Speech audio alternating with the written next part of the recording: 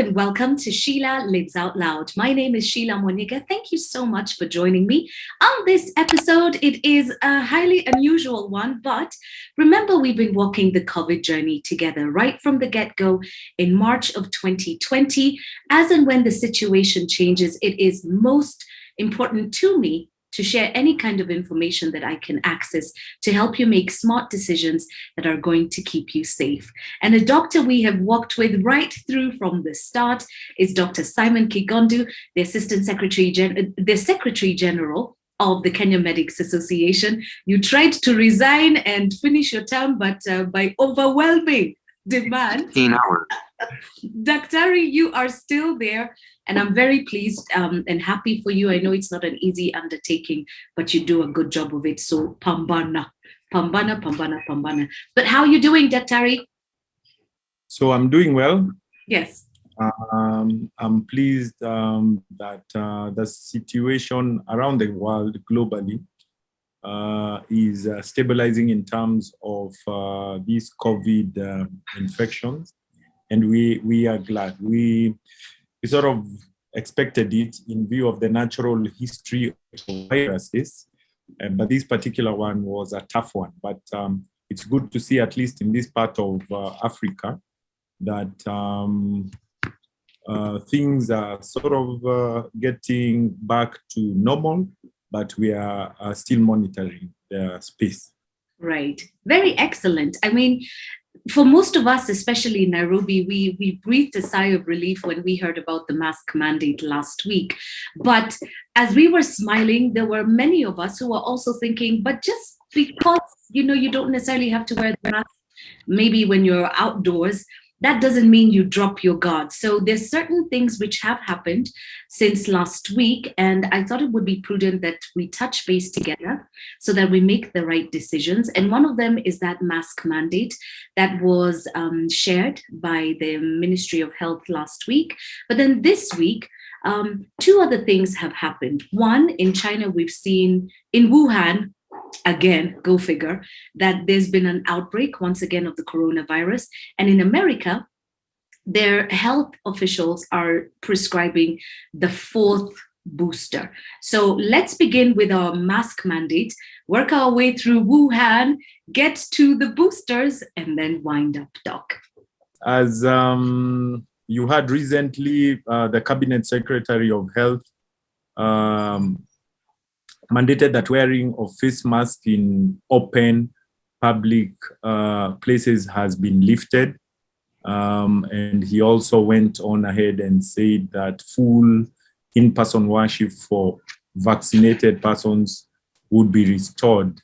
He, however, I think it's important to note that he encouraged that the use of masks still be done, and that we still try to adhere to the social distance rules in all indoor spaces. And of importance also, he said that quarantine would be stopped. So in effect, this is expected. So as we said from the beginning, closures, for instance, were to put in place such measures that would enable resumption of normal activities. So we say that you close and do vaccination. So the Ministry of Health did avail the necessary vaccines, and a large percent of the people, especially in the urban areas, are vaccinated. Secondly, we saw that COVID in of itself did elicit what is called natural immunity, even in the unvaccinated. And thirdly, we also saw that COVID infection did elicit immunity, so to speak, in those who had suffered from COVID infections.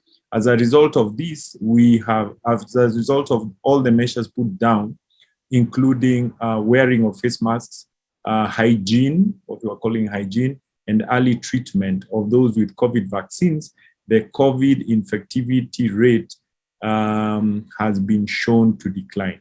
There was the issue of the variant Omicron, which was fast spreading, and that had threatened to bring our COVID rates back up because it was highly infectious, so to speak. But we noted that for whatever reason, I think a combination of all the measures that had been put in place, then the positivity rate for COVID did decrease. And as of last week, I think as a result of this, the Ministry of Health has deemed it fit to reduce some of the measures that were meant to limit COVID spread and COVID vaccination. So we, from the Ministry of Health portals, is that they have received like 27 million vaccines and have given out about 17 million vaccinations, of which 265,000 or so are reported as a third dose, so to speak. Therefore, the vaccine being one of the arms that was used to alleviate COVID continues to be available. Based on that, then we have at the national level, of which Kenya Medical Association is one of the members of the task force that advises the Ministry of Health. It has thus advised that some of the COVID measures can be loosened, so to speak, and but the precautions continue to be taken. We realize that it is exactly 2 years since the first COVID case was described in Kenya, and we are happy that a lot of the measures have been put in place has actually led to a concerted effort to helping alleviate part of the problems that we were facing at that time. Okay. A major indicator of the success of the COVID measures is hospitalization. And indeed, hospitalization and death from COVID has been reported to be decreased. Not zero, but it has actually decreased. And we are happy that we are getting hold of this new disease. All right. Very well said, Dr. Like you said, it's been 2 years. It's incredible when you think about it, how fast time flies. In some way, it doesn't feel like it's been 2 years. It feels like it just happened yesterday or it just happened last week. But there we go. It's been 2 years already. And recent reports that I read about Wuhan is that there's been another outbreak. And it just makes you shudder just a little bit. As a medic, how do you feel about hearing reports about an outbreak, not necessarily from ground zero, but anywhere in the world again concerning COVID? What's the first thing that you begin to think of? So I think the response is the same as when we had the first outbreak. Even the first outbreak did not occur in Kenya. It occurred somewhere in Europe and then came. And there's no need of reinventing the wheel. We have said that the measures needed to control outbreak, especially this COVID, SARS-CoV-2, are known. And you have the non-biological measures, which include wearing masks, keeping hand hygiene, social distancing, and early treatment of those who are infected. And now with the introduction of the medical aspect, which is vaccination and early treatment, then we know that should there be another outbreak, then we now have adequate knowledge and know-how on how to manage this. So an outbreak would be concerning if, for instance, it has caused an increase in death rate vis-a-vis previously and the normal death rate, so to speak.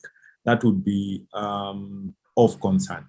And that is part of the reason, for instance, some of the measures that we have taken for COVID-19 are still in place. You are advised to still wear your masks. And no one has banned you from wearing a mask, so to speak.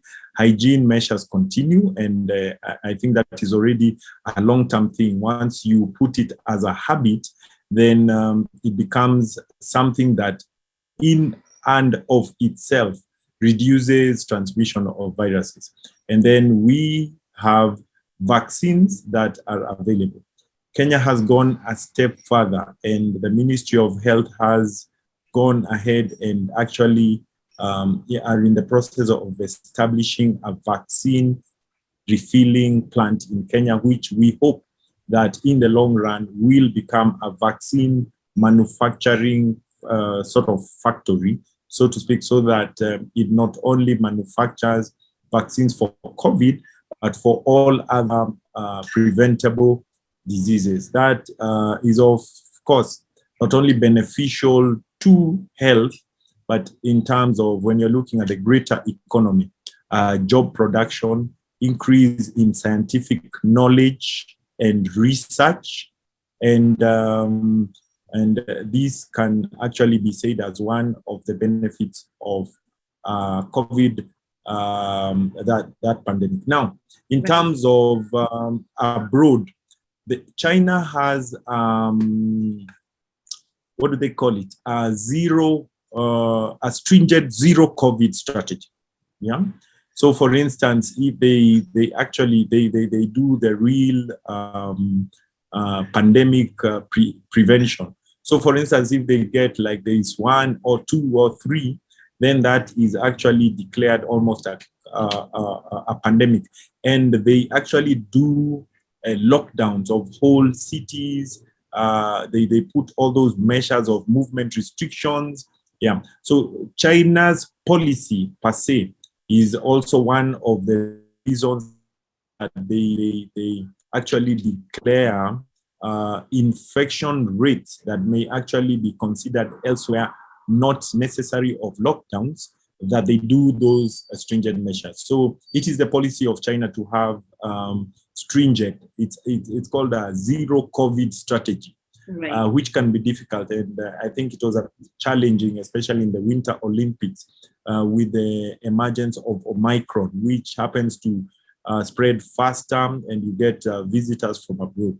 But it is as a result of that they would declare stringent measures, even with the slightest possible infections of COVID. There are there is an increase of COVID infection in Europe, and but as I said again, I think the measures it's almost now being treated as an endemic, a disease that is there to stay, and they are using the lessons learned to try to contain that. Right. Speaking of lessons learned, I think the UK is also doing away with some of those travel restrictions that they had put in place for most of the past 2 years. And the world is slowly but surely opening up again. In closing, I'd like us to revisit vaccines. It's great that as a nation, we're going to have a plant that's capable of manufacturing vaccines, and not just vaccines for COVID. That's definitely a step forward in terms of our health and what's available for Kenyans locally. But in America, they have been advised about the possibility of going in for a 4th booster shot.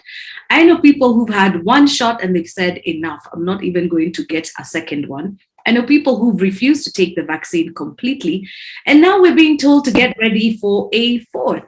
What are your thoughts on a 4th booster shot? And are you already lining up for yours?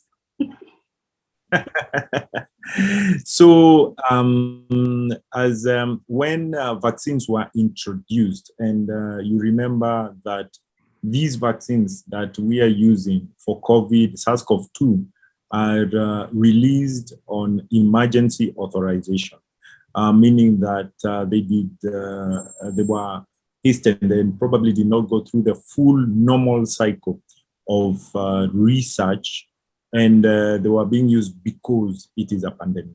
So what happens when these vaccines are administered, data is collected on several things. And the first thing is the effect on the immune system on those who have been given. And they also now compare it with the effect on getting sick. And not only getting sick, they stratify that to mild sickness and severe sickness, and if a death you get from severe hospitalization as a result of COVID infection. And as data keeps being collected, and the studies, at least in the Americas, have say that vaccines, especially the much studied mRNA vaccines, the Pfizer, BioNTech, and Moderna, they say the vaccines lose substantial effectiveness after about 4 months. And that is measured from the blood measurements that they take to see how the immune system, how it is. But when they measure and look at hospitalizations, they say actually the vaccinations did help reduce hospitalization. And as a result of that, then that shows there is benefit of getting vaccinated. Now, when they do those in vivo studies and checking and say, oh, your antibodies have reduced, then one of the recommendations that come as a result of that, so as to have an increase in the immunization of the body, then they recommend a booster. So a booster is a dose that is given after the recommended dose. So for instance, the mRNA vaccines, the recommended dose was 2 shots. And after some time, they assess and they check how are the antibodies doing, and they recommend. And when a booster has been shown to increase the immunity, so to speak. And so one, you measure the body, how is the vaccine doing in the body? And secondly, you check how effective is this vaccine in preventing a vaccinated person from being hospitalized during a certain period of the booster shot. And they actually showed that a booster shot did improve prevention of a vaccinated person from being hospitalized. That is using the 3rd dose. Then they did a repeat after about 4 months to 6 months and said that effectivity has reduced slightly. So they quote numbers like initially after the booster, it was 91% preventing a vaccinated person from being hospitalized. And now it is at about 78%. And that was the basis of a recommendation of the 4th booster shot for that. Taking you back to East Africa, in Kenya, by the way, booster has been provided for those who are vulnerable, and it is generally available. We have not gone to a 4th booster. Kenya is still making available as many vaccines as possible for the first 2 shots, so that we have a large population being vaccinated. So as at our policy, we are still at trying to vaccinate the population, and a booster is there for those who may want, may need, and that does not stop you from getting a booster. The last case study is mainly in Israel, where a large percent of the population is actually vaccinated 3 times, and they went for a 4th when there was an upsurge of COVID infections, mainly driven by the Omicron variant of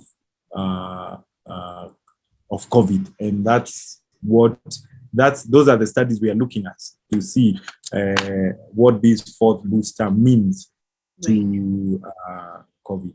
Okay, excellent. Very well said, Daktari. Very insightful. A lot of information and knowledge you have shared.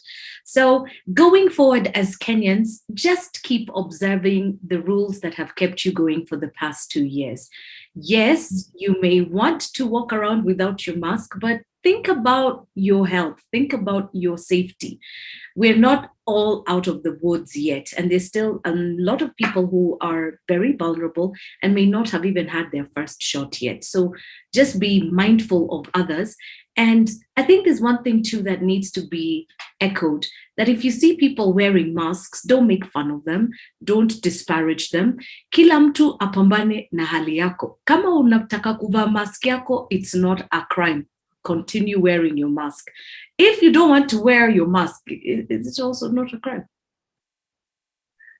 Actually, that's a very good point that you brought forth. The declaration by the Ministry of Health that the mask is not mandated actually now means that, in quotes, it is not a crime, so to speak, not to wear a mask.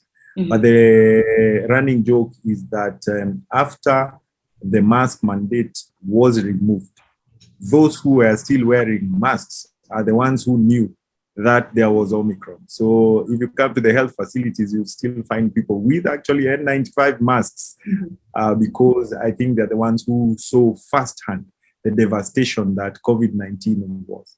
I would also recommend in this period of hot electioneering that politicians also advise those who are coming to cheer them on to take the necessary precautions, because COVID has not gone away, and it would be useful for them to lead by example. You've seen that electioneering has become pretty hot. And if you remember well, that was the big driver to the various waves of COVID infection.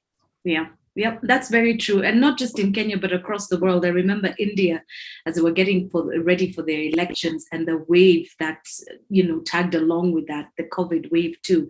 So we pray for the best for our nation. We pray for smart choices, not only at the ballot box, but even how we conduct ourselves day to day. We're still not out of the woods. We continue exercising all the good practices and sanitization lessons that we have learned right through this COVID period. Thank you so much for your information. And thank you to you for watching. If you've learned something, in fact, please just share this conversation, because in as much as the things which are moving in the right direction, let's still continue to be safe and to take care of those amongst us that need a lot of care and extra protection.